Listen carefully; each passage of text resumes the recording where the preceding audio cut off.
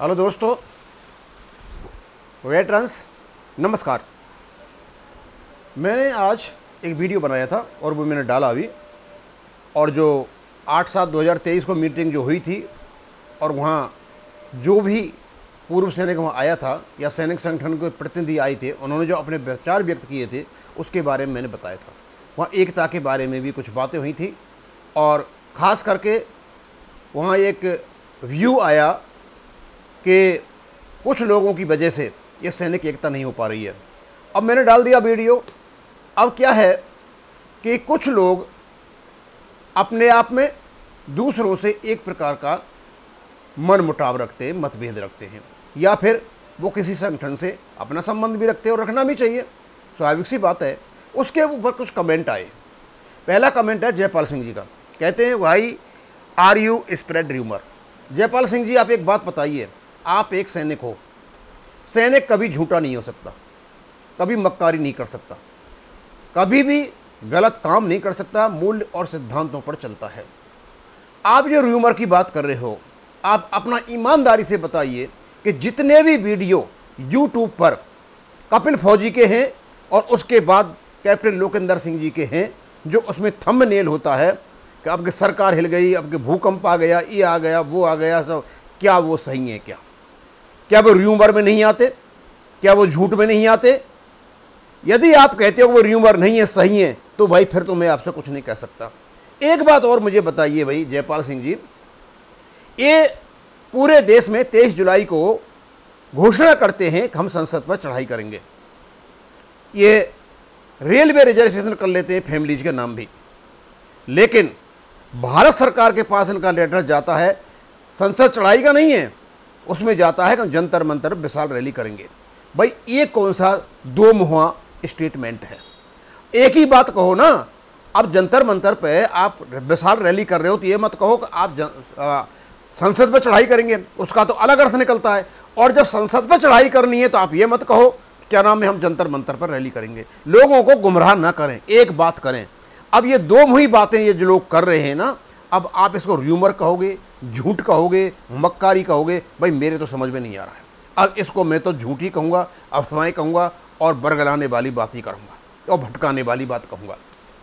चलो, आप जैसा सोचें, आप बहुत अच्छा है, आप उनके समर्थक हो सकते हो, आप उनके सामकामी हो सकते हो, आपका अपना सोच है, मैं कुछ नहीं कह सकता। मैं र्यूमर नहीं फैला रहा, मैं फैक्ट्स और फिगर रखता रहूँगा। करम Singh, sir your comments always fine and correct. Thank you sir. इस चीज़ का तो मुझे कल पता चला जब हमारी मीटिंग हुई। सब लोगों ने कहा दीवान सिंह फैक्ट्स और फिगर्स रखते रहिए, किसी की चिंता नहीं करना है। उसके बाद उमाकांत तिवारी जी अधिकतर कमेंट करते रहते हैं, कहते हैं सर धन्यवाद, जंतर मंतर पर उलूल जुलूल बातें करके ये लोग अपनी विश्वसनीयता खोते चाह रहे हैं। ये बिल्कुल सही बात है, हमने भी बताया और लोगों को पता चल रहा है। ये सब हो भी रहा है केवल फंड के पैसे को छिपाने के लिए। इसमें अर्जुन सिंह राठौड़ साहब 32 दांतों के बीच जीप बनकर रह गए हैं। किसी को झज्जर तो किसी को बागपत का सियासी पारा दिखाई दे रहा है। सरकार बिल्कुल मुंह मोड़ रखी है। इन्होंने जो बात कह दी, जो बात अधिकतर चर्चा का विषय बनी हुई है, क्योंकि चेयरमैन एफवीए का बिल्कुल असहाय है, हेल्पलेस है, उसकी बिल्कुल नहीं चलती है। हमने जब उनसे बात की एकता की तो उनकी बातों से भी वही झलक रहा था। और जब तक ये बातें हैं, सैनिक एकता जब तक नहीं है, भारत सरकार नहीं सुनने को जा रही है। अब मेरे लिए कुछ लोगों ने कड़वे कड़वे सवाल डाले, अब जवाब तो मुझे देना ही पड़ेगा, क्योंकि मैं किसी का बुरा नहीं मानता। मैं ये कोशिश कर रहा हूं कि हो सकता है कि मेरी वीडियो से कुछ लोग सुधर जाएं, ये झूठ बोलना छोड़ दें। कभी ये गाड़ी में बैठ के झूठ बोलते हैं, कभी ये जंतर मंतर पर जाके झूठ बोलते हैं, कभी ये घर में जाकर के झूठ बोलते हैं। बोलना झूठी है, चाहे कुछ भी हो, झूठी निकलना है। और 5 महीने से सिर्फ और सिर्फ ये झूठ बोल रहे हैं। अब ये कहते हैं आदमी का वीडियो सैनिकों को कमजोर कर रहा है, दरार डाल रहा है, हमको तो अच्छा नहीं लग रहा है। कौन है ये? जगनारायण सिंह। जगनारायण सिंह भी अधिकतर मेरे पे ये कमेंट करते रहते हैं और अधिकतर ये कपिल के पक्षधर हैं। भाई जगनारायण सिंह, मैं आपसे रिक्वेस्ट करूंगा भैया, आप कम से कम कपिल को बता दीजिए भैया झूठ मत बोलो वीडियोज में, जो तुम झूठ बोल रहे हो वो मत बोलो। और दूसरा जगनारायण सिंह, आप ये बताइए कि 23/7 को आप संसद पर चढ़ाई कर रहे हो या आप जंतर मंतर पर विशाल रैली कर रहे हो? कि वो जो लेटर भारत सरकार को गया है वो जंतर मंतर पर विशाल रैली का है। अब जंतर मंतर भाई 2,500-3 हज़ार आदमी आते, ज़्यादा उससे आते नहीं। और यदि संसद पर चढ़ाई करनी है, फिर कहो संसद पर चढ़ाई के नाम पर आप लोगों को इकट्ठा कर रहे हो और जंतर मंतर पर विशाल रैली कर रहे हो। भैया ये सलाह आप लोगों को किसने दी? ये तो लोग समझ ही नहीं पा रहे। लोग तो ये समझ रहे हैं कि आप संसद पर चढ़ाई करोगे। अब भाई तुम असली वीर पुत्र हो तो संसद पर चढ़ाई करके ही बता देना। जिले सिंह, कपिल ने वो आरोपी आंदोलन खड़ा किया और आप लोग उसे भी बाहर कर रहे हो। We are not agree with you. Jile Singh जी, एक बात बता दूं मैं आपको, वो आरोपी आंदोलन कपिल ने खड़ा नहीं किया। कपिल को लोगों ने आगे रखा कि ये नया लड़का है, इसमें हिम्मत भी है, इसको आगे रखा जाए, हम पीछे समर्थन करें। लेकिन इस व्यक्ति ने उन लोगों को डिच कर दिया, यानी उनके साथ विश्वासघात कर दिया। इस आरोपी आंदोलन को खड़ा करने के लिए 20 फरवरी की अनुमति सुरेंद्र पहलवान की थी। इस आंदोलन का समर्थन देने के लिए हरियाणा के पूरे जो सैनिक दल थे इसके साथ थे, उनको भी इस व्यक्ति ने मतलब उनके साथ भी विश्वासघात कर दिया।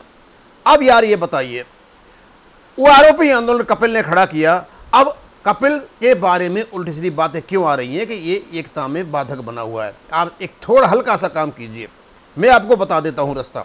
जो भी कपिल ने जिस आदमी के साथ दुर्व्यवहार किया है उनसे ये माफी मांगे, बोले भाई गलती हो गई, हम सैनिक एकता के लिए एक है। हो सकता है उस कंडीशन में आपके जो चेयरमैन हैं श्री अर्जुन सिंह राठौर अपना काम बखूबी कर सके, क्यों केवल और केवल कुछ दबाव की वजह से वो अपना काम नहीं कर पा रहे। Otherwise he is a very nice person. और जब एकता होगी, स्वाभाविक सी बात है भाई, हम किसी की एकता में बाधक बने हुए हम हट जाएंगे, हमें कोई परेशानी नहीं है। आपको दिखाई दे रहा है कि हम आपके एकता में बाधक आ रहे हैं, हम हट जाएंगे, हम तो फैक्ट्स और फिगर रखते रहेंगे जो ये रखे रहे। अब मैं आगे एक ऐसे इडियट का कमेंट लेकर के आता हूं जो हमेशा या तो कविता पाठ करेगा या उल्टे सीधे बकवास करेगा। और अब मुझे पक्का पता चल गया कि ये कुछ नहीं है, ये एक वकील है, क्योंकि इसने एक वर्ड यूज किया है हरामखोर। कहां गया?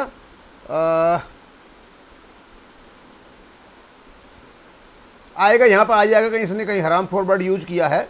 अब लिखता है और हमेशा करता है, और इसको बड़ा दुख है, X6200 पे बहुत दुख है इस व्यक्ति को।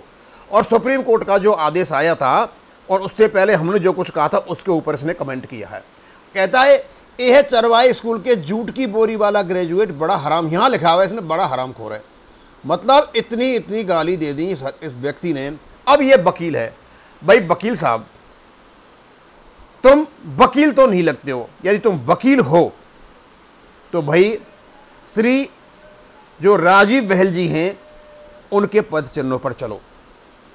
और जो कैप्टन अहलावत हैं, कल पता चला जो हरियाणा के हैं वो कह रहे थे मैं केस लड़ता हूं चंडीगढ़ AFT में हमारे सैनिकों के, यदि हार जाता हूं तो मैं पैसा नहीं लेता, और वो जब जीत जाते हैं, जीत जाने के बाद मैं पैसा लेता हूं।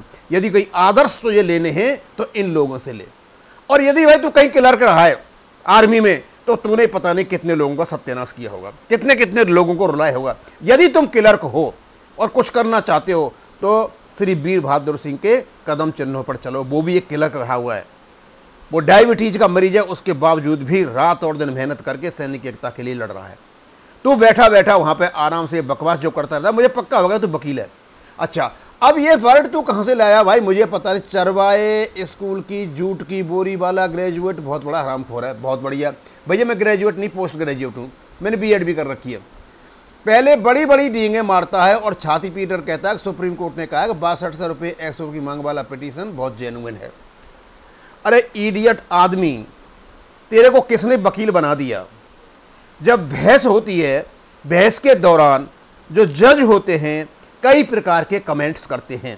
कोई जरूरी नहीं है जो कमेंट्स किया है उसको यहां वकील अपने जजमेंट में डाल दे। कोर्ट जजमेंट में नहीं डालता। बहुत कमेंट होते हैं और बहुत ऑब्जर्वेशन होते हैं, लेकिन जजमेंट में और कुछ चीजें डाली जाती हैं। अब मैं क्या करूं यार? तुम्हारे जो वकील थे भाई वो बड़े बड़े वकील थे, अब तुम तो कहीं लगते नहीं होंगे उसके सामने। उनके पैरों की जूती के बराबर भी नहीं होंगे। उन्होंने ही कहा, एक 7 लाख का वकील था नेवी वालों का, हमारा तो 1.5 लाख का ही वकील था, और दूसरे भी थे। उन्होंने जब बहस सुनी तो जेन्युइन वर्ड आया था, और यह बाहर आकर के भी चर्चा का विषय बना हुआ था। लेकिन माननीय जज इसको अपने जजमेंट में नहीं लिख सकते, क्योंकि यदि वो जेन्युइन वर्ड लिखते हैं तो इसका मतलब फैसला तो हो गया, आगे इसको एएफटी में भेजने की जरूरत नहीं है। जब केस को जेन्युइन मान लिया तो फैसला तो हो गया। इसलिए उन्होंने लिखा था कि उस पिटीशन साफ साफ लिखा है कि no opinion on merits of the case, कि जो मेरिट ऑफ द केस है उसकी कोई ओपिनियन वो नहीं दे रहे हैं। क्यों ओपिनियन ही दे देंगे जेन्युइन वर्ड लगा के, फिर तो ओपिनियन हो गई, फिर एएफटी का काम भी क्या रह गया? क्या इतना भी नहीं जानता है क्या बेवकूफ है कि बिल्कुल ही? क्या अक्ल नहीं है तेरे में? कि हरामखोरी करता रहता है सुबह से लेकर शाम तक, इन बर्डों को ही करता रहता है कि यही काम करता है समाज में रह करके, सुबह से लेकर शाम तक। पता नहीं जब इसके झूठ को बेनकाब किया तो अब मक्कार माफी मांगने के बजाय चुप्पी मार गए। मेरी क्या झूठ को तूने बेनकाब कर दिया? भाई हमारा केस तो लड़ रहा है, हम तो जा रहे हैं, एएफटी में जा रहा है केस, तैयारी कर रहे हैं हम, तूने कौन सा झूठ बेनकाब कर दिया है? भाई मुझे बता ना कौन सा झूठ बेनकाब किया तूने। अब मैं चुप्पी मार करके बैठ गया। अरे मैं कोई चुप्पी मार के नहीं बैठा, तेरे जैसे को क्या जवाब दूं? रोजाना तेरी मतलब उल्टी सीधी बकवासें होती हैं, मुझे समझ में नहीं आता। भाई तू अपने को वकील कहता है, अब मुझे पता नहीं तू वकील है या नहीं। वकील तो मेरे साथ भी हैं, राजीव बहल जी हैं, और भी वकील हैं, जितेंद्र एडवोकेट जी भी हैं, वो भी हमारे साथ भी रहते हैं, और भी वकील हैं, कैप्टन अहबाज साहब है, उनके साथ भी बैठे थे। यार उनकी इस प्रकार की लैंग्वेज तो है नहीं, और ये सब लोग मेरे वीडियोज को पसंद करते हैं, क्योंकि अब तेरा तो लेवल ही ऐसा है, इसी प्रकार का लेवल का आदमी है, तो ऐसे ही तू बात करेगा, क्योंकि तुझे इतना सा भी ज्ञान नहीं है कि जज जो कमेंट करते हैं बहस के दौरान, उनको जो अच्छी बात लगती है वो कह देते हैं, लेकिन वो जजमेंट का हिस्सा नहीं बनती हैं। यदि वर्ड यहाँ पर जेन्युइन वर्ड लिख दिया जाता तो स्वाभाविक सी बात है कोर्ट का फैसला तो हो गया 6200 पे। लेकिन वो नहीं लिख सकते, लेकिन इस प्रकार का वहां पर कमेंट आया था। आप तेरे में अक्ल हो तो समझ जाए, बहुत अच्छा है, नहीं समझे भाई मैं तो कुछ तेरे से कह नहीं सकता। तुझे तो यही कविता पाठ करने हैं, फालतू बकवास करनी है और करते रहोगे।